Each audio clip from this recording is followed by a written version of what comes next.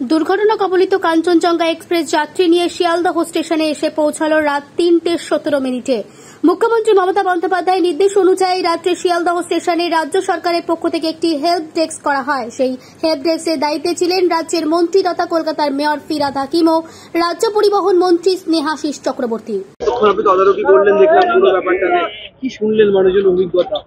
মানুষের অভিজ্ঞতা খুব মর্মান্তিক। 3 দিন ধরে ট্রেনে রয়েছে, শিলচর থেকে আসছে, কেউ ত্রিপুরার থেকে আসছে।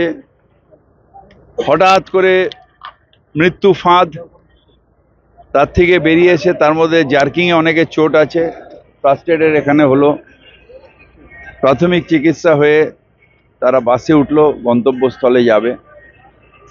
আমাদের যেটুকু করার মমতা ব্যানার্জির নির্দেশে আমরা করছি, কিন্তু ভারতীয় রেলের কি হবে সেটা একটা বড় প্রশ্ন চিহ্নের মুখে আছে। যাই হোক, আমাদের কাজ আমরা করছি।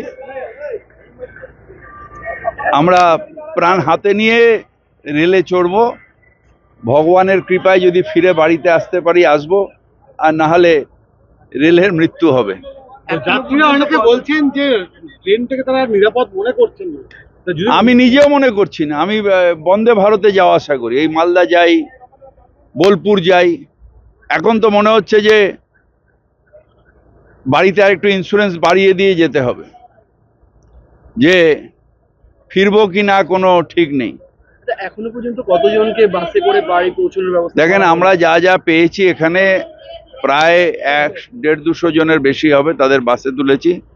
যারা একটু অন্য গন্তব্য যাবেন, মানে যাদের কমন রিচ, সেগুলো বাসে যাচ্ছে। যেগুলো একটু অন্য, তাদের অনেকেরই গাড়িতে করে পাঠিয়ে দেওয়া হয়েছে।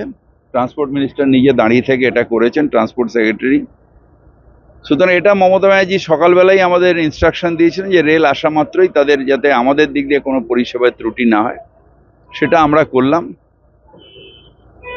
এনাদের ব্যাপার ভগবানই জানেন। Bureau report, news 24x7 TV. মুহূর্তের খবর হাতের মুঠোয়।